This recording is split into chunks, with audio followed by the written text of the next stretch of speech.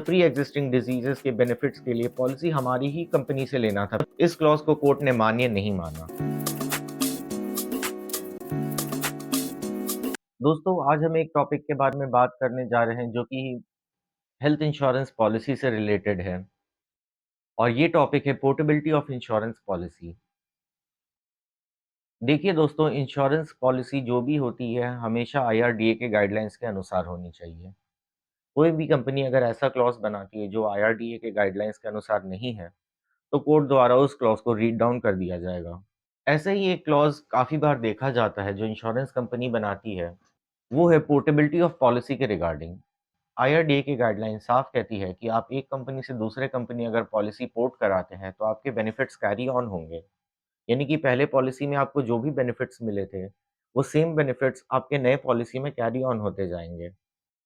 दोस्तों, इस गाइडलाइन को नज़रअंदाज करके इंश्योरेंस कंपनी काफ़ी बार अपने कॉन्ट्रैक्ट में फिर भी क्लॉज बनाती है जो कि कहता है कि आपकी प्रीवियस पॉलिसी हमारे ही कंपनी से होनी चाहिए, और काफ़ी बार इस क्लॉज के तहत क्लेम्स रिजेक्ट भी करती है।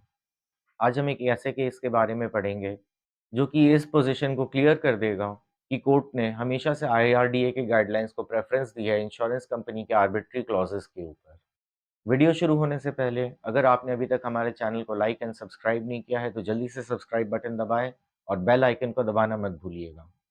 चलिए चलते हैं वीडियो की तरफ। क्या होता है हेल्थ इंश्योरेंस पॉलिसी की पोर्टेबिलिटी? आप इसको फ़ोन नंबर की पोर्टेबिलिटी के एनालॉजी से अच्छी तरह समझ सकते हैं। जैसे आप एक कंपनी से दूसरे कंपनी जब फ़ोन नंबर पोर्टेबिलिटी कराते हैं तो आपका फ़ोन नंबर कैरी फॉरवर्ड होता है। वैसे ही जब आप अपनी पॉलिसी एक इंश्योरेंस कंपनी से दूसरे इंश्योरेंस कंपनी ले जाएँ, तो आपके जो भी बेनिफिट्स अक्रू हुए हैं एक इंश्योरेंस कंपनी से पॉलिसी लेने पे, वो सारे दूसरे कंपनी पे फॉरवर्ड होंगे। ये बेनिफिट्स कुछ भी हो सकते हैं, no claim bonus, cooling off period, waiting period, कुछ भी हो सकता है, और वो सारे कैरी फॉरवर्ड होंगे। अगर कंपनी कोई क्लॉज़ बनाती है जो कि कहे कि आपको पिछले साल के बेनिफिट्स के लिए पॉलिसी हमारी ही कंपनी से लेना था, तो वो क्लॉज़ मान्य नहीं होगा। और ऐसे ही डिसीजन था इस केस में जिसका नाम है oriental insurance company versus Tarachand. इस केस में स्टेट कमीशन ने इंश्योरेंस कंपनी की दलील को साफ तौर पे खारिज कर दिया। इस केस में इंडियन पॉलिसी 4 साल से कंटिन्यूअस ले रहा था, बट वो किसी और कंपनी से थी। इंश्योरेंस कंपनी ने कॉन्ट्रैक्ट में क्लॉज़ डाला कि आपको वेटिंग पीरियड या प्री एक्जिस्टिंग डिजीज़ेज़ के बेनिफिट्स के लिए पॉलिसी हमारी ही कंपनी से लेना था पिछले 4 सालों में। इस क्लॉज़ को कोर्ट ने मान्य नहीं माना। कोर्ट ने साफ तौर पे कहा कि आईआरडीएआई गाइडलाइंस कहते हैं कि एक कंपनी से दूसरे कंपनी आप पॉलिसी पोर्ट करा सकते हैं। ये गाइडलाइंस के बारे में अगर आपको डिटेल में जानना है, तो आपको देखना होगा IRDAI master circular on policy holders interest. इस गाइडलाइंस के चैप्टर 6 के under portability of insurance clauses के बारे में डिस्कस किया गया है। और तो और अगर आपकी पॉलिसी की रिन्यूअल में 15 दिन का गैप है, तो भी पोर्टेबिलिटी के लिए उस गैप को कंडोन किया जा सकता है। पर ये टॉपिक हम किसी और वीडियो के लिए रखते हैं। इस केस के लिए हमें गाइडलाइन नंबर 24.6 देखना बहुत ज़रूरी है, और ये गाइडलाइन मैं आपके लिए पढ़ता हूँ।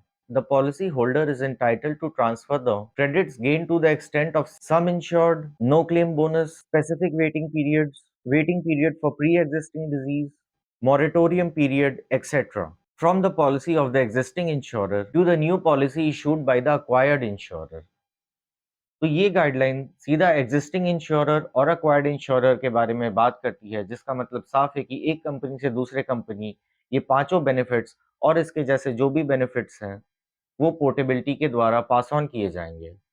दोस्तों, आशा करता हूँ कि ये इन्फॉर्मेशन आपको ज़रूरतमंद लगी हो, और पॉलिसी के रिजेक्शन को इस ग्राउंड पे आपको हमेशा चैलेंज करना चाहिए on the basis of IRDAI guidelines. जानकारी पसंद आई हो तो वीडियो को लाइक करें, चैनल को सब्सक्राइब करें, और इस इन्फॉर्मेशन के लिए जुड़े रहे हमारे चैनल प्रसाद लॉ से।